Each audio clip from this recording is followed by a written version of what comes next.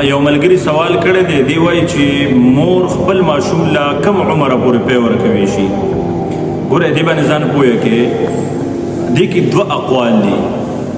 خو زه درته لومبې د صاحبینو قول وایم. صاحبین وایي که نه چې ماشوم له مور پی د 2 کالو عمر پورې ورکوي شي، یعنی د ماشوم چې د 2 کالو شي بس پخوا بوله بیا مور پی نه ورکوي.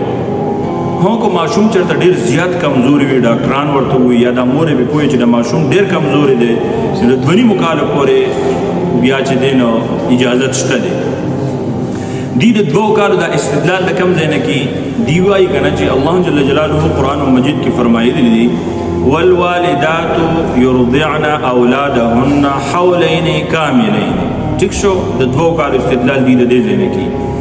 امام ابو حنیفه رحمت الله علیه فرمایي چې نه، مور به ماشوم لپاره د 2.5 کالو پورې ورکوي شي. هغه د کوم ځای نه استدلال کی؟ هغه هم استدلال د قرآن مجید د آیات نه کی چې وحمله وفصاله 30 شهرا. ټیک شو، هغه 2.5 کاله ځکه یادي. خو مفتابهی قولم دا دی او په کومې باندې چې فتوا ده چې مور ماشوم لپاره د 2 کالو پورې به ورکي. 2 کاله بس، دا یو خبره ده، په دې باندې فتوا ده. کو مور د 2 کالو نه مخکې ماشوم صبر کو، د ماشوم صحت ته په څه مسله نه جوړېږي نو هم صبروي شي، څه مسله نشته.